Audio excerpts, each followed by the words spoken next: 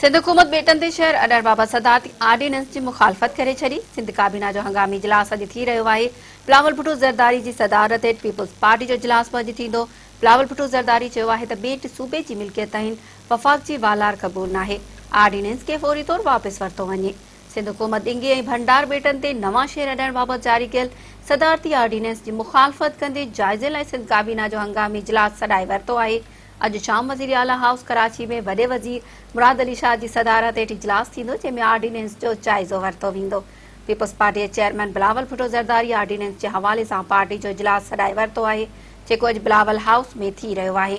जे दौरान वॾे वज़ीर अॻवाननि खे मामले बाबति तफ़सीली आगाही ॾींदो। हुन पीपल्स पार्टी जे चेयरमैन बिलावल भुट्टो ज़रदारी चयो आहे त आर्डीनेंस ज़रिए सिंध जे ॿेटनि खे वफ़ाक़ हवाले करणु क़बूल नाहे। ॿेट सूबे जी मिल्कियत आहिनि। आर्डीनेंस ज़रिए सिंध जे ॿेटनि ते कब्ज़ो नथो करे सघिजे। बिलावल पंहिंजे जारी कयल ट्वीट में चयो आहे त सदारती आर्डीनेंस ख़िलाफ़ क़ौमी असेंबली, सेनेट ऐं सिंध असेंबलियुनि में ठाराव आणींदासीं। वफ़ाक़ी हुकूमत सदारती आर्डीनेंस ज़रिए सिंध जे ॿेटनि ते कब्ज़े जी कोशिश करे रही आहे। बिलावल भुट्टो ज़रदारी जो चवणु हो त ॿेटनि ते वफ़ाक़ जे गैर क़ानूनी कब्ज़नि जी मज़म्मत करियूं था। ॿेटनि ते शहर अॾण लाइ जारी कयल आर्डीनेंस फौरी तौर वापसि वरितो वञे।